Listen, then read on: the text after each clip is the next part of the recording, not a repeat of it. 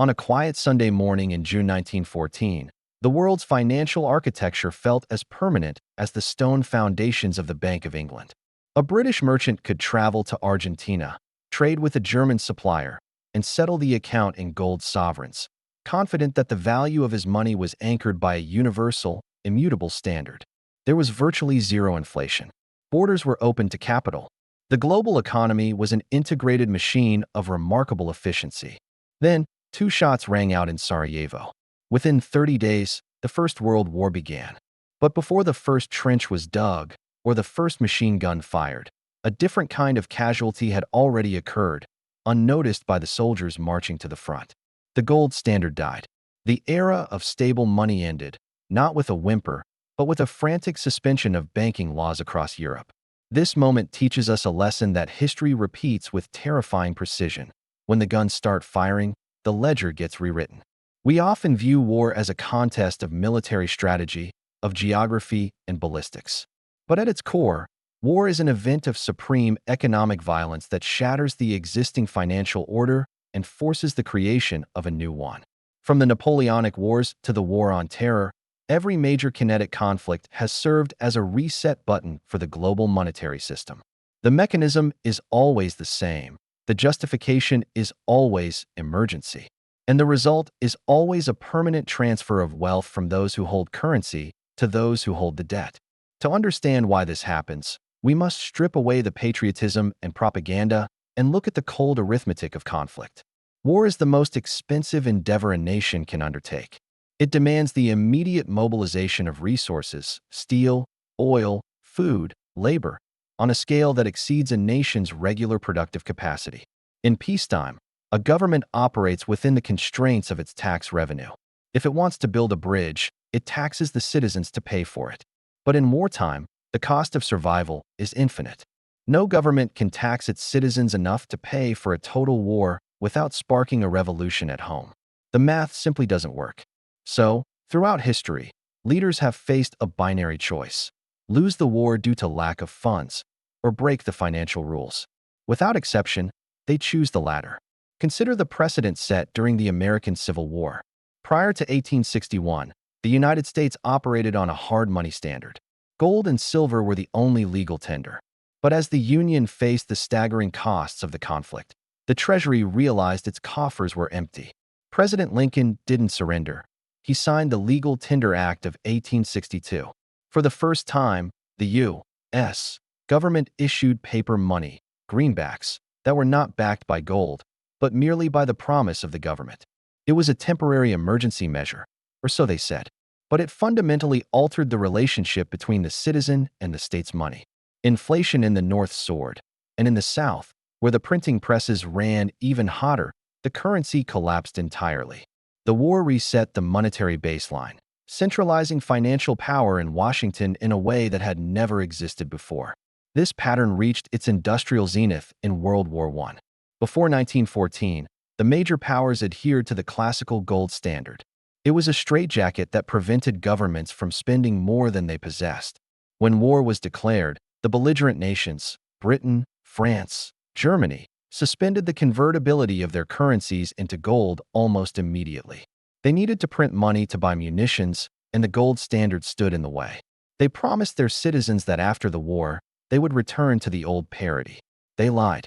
Or rather, they promised a mathematical impossibility. By 1918, the volume of paper currency in circulation had exploded so drastically that returning to the pre-war gold price would have required a deflationary depression so severe it would have destroyed society. Instead, the financial system was reset. Currencies were devalued, savings were diluted, and the center of global finance began its migration from London, which was drowning in war debt, to New York, the new creditor of the world. The war didn't just redraw the map of Europe, it redrew the map of capital. The most profound reset, however, emerged from the ashes of World War II.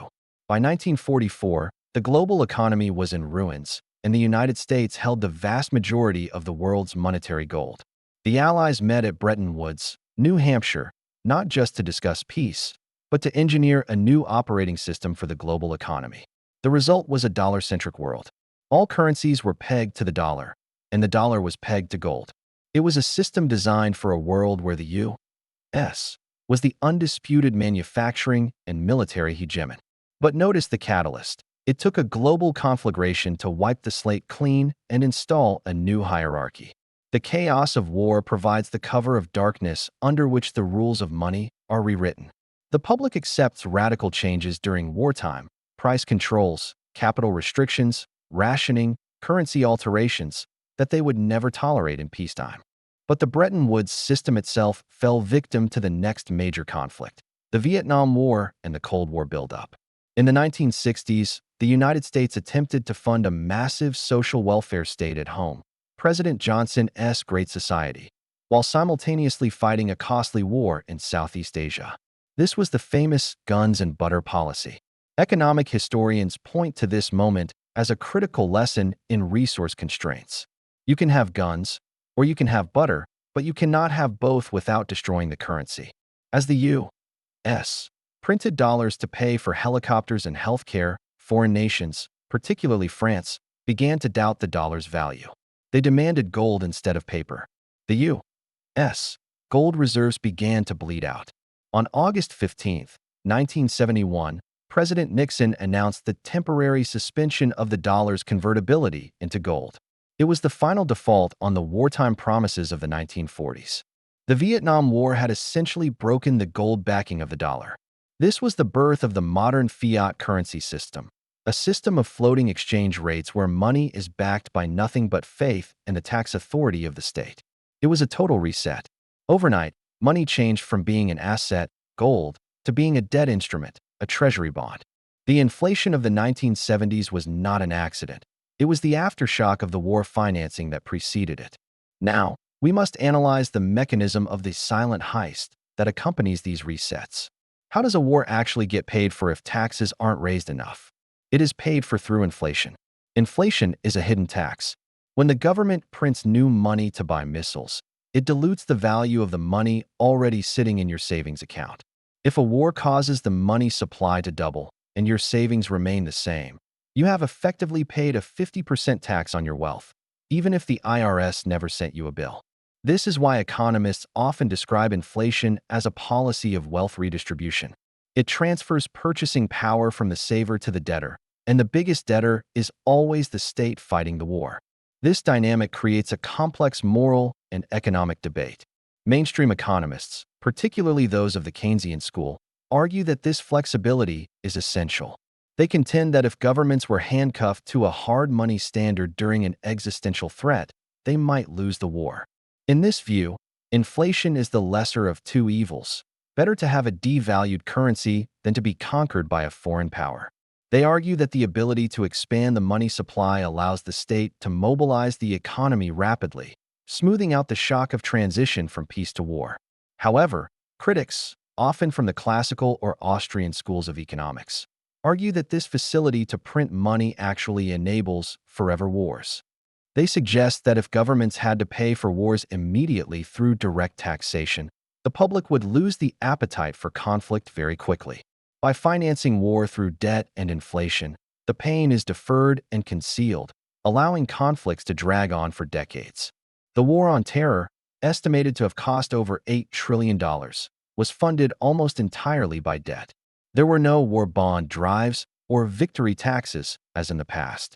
Instead, the Federal Reserve kept interest rates low, and the Treasury issued bonds. The result? The purchasing power of the dollar has eroded steadily, and the national debt has ballooned to levels that render the old financial models obsolete. This brings us to the present day and the potential for the next Great Reset. We are currently witnessing a shift from the War on Terror to great power competition. The economic warfare being waged today, sanctions, asset seizures, trade embargoes, is the modern equivalent of a naval blockade. When the G7 nations froze the central bank reserves of Russia in 2022, it sent a shockwave through the financial world comparable to the Nixon Shock of 1971.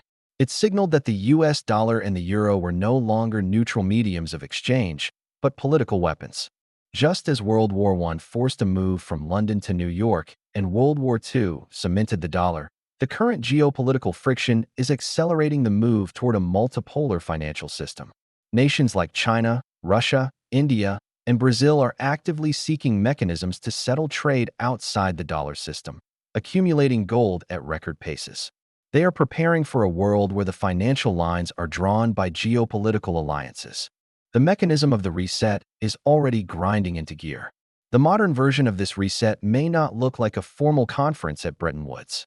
It is more likely to emerge through the deployment of Central Bank Digital Currencies, CBDCs. In a future conflict scenario, governments may argue that physical cash is too anonymous, too difficult to control, or facilitates enemy financing. A fully digital, programmable currency would allow the state total control over the velocity and direction of money, the ultimate tool for a war economy. It would allow for negative interest rates to force spending or targeted restrictions on consumption. The emergency of a future conflict could be the Trojan horse used to implement a monetary surveillance architecture that would be impossible to pass through legislation in peacetime. We must also consider the role of debt saturation. The global debt-to-GDP ratios are higher today than they were at the end of World War II. But in 1945, the world had a demographic tailwind, the baby boom, and a reconstruction boom ahead of it. Today, the developed world faces demographic decline and stagnant productivity. A war, or even a prolonged trade war, in this environment cannot be funded by growth. It can only be funded by financial repression, keeping interest rates below the rate of inflation to slowly burn away the real value of the debt. This is the soft default. It is the quiet reset that happens not in a single day, but over a decade of eroding living standards. So what are the practical implications for the individual navigating this landscape? The first is the realization that the peace dividend, the era of cheap goods and low inflation driven by globalization, is likely over. War, whether kinetic or economic, is inflationary. It disrupts supply chains and redirects capital from productive enterprise to destructive capability. This means that the defensive posture for an investor changes. In a stable, peaceful world, long-term government bonds are a risk-free return. In a world of conflict and monetary resets, bonds can become certificates of confiscation, yielding returns that fail to keep pace with the inflation created to fund the conflict. History suggests that during these transition periods, real assets, commodities, energy, productive land, and industrial capacity tend to retain value better than paper promises. The entities that survive the reset are those that own the things the world needs, not just the currency the world uses to buy them. Furthermore, understanding the geopolitical dimension of your portfolio becomes crucial. If the world is fracturing into trading blocks, holding assets in a jurisdiction that respects property rights and has the rule of law as paramount, capital flight is a defining feature of wartime economies. Being positioned before the gates close is the difference between wealth preservation and ruin. It is easy to look at this history and succumb to fatalism, to view the individual as a helpless pawn in a game played by central bankers and generals. But that is the wrong takeaway. The monetary system is not a law of physics. It is a human construct subject to political pressure and historical contingency. It is designed to serve the survival of the state, often at the expense of the individual saver. Recognizing this is not conspiracy theory, it is financial literacy. The cycle of war and financial reset is as old as civilization. The Roman denarius, the Spanish real, the British pound, and the American dollar have all followed the same trajectory when the drums of war began to beat. The currency is sacrificed to save the empire. We are living through a moment where the tectonic plates are shifting once again. The debt is mounting, the conflicts are escalating, and the old rules are fraying at the edges. We cannot predict the exact date of the next reset, nor the precise form it will take. But we can predict that the excuse will be a crisis, and the solution will involve a radical change in how money works. The narrative will be one of patriotism and necessity. We must do this to stay safe. But the astute observer will hear the echo of 1914, of 1944, of 1971. War does not just destroy cities. It destroys the illusion of permanent value in paper money. The quiet heist happens while everyone is watching the explosion.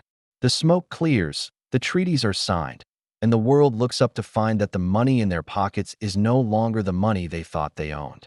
Understanding this mechanic is the only shield you have. The system resets. It always has. The only question is whether you will be standing on the solid ground of real value when the music stops, or holding the empty promises of a bygone era.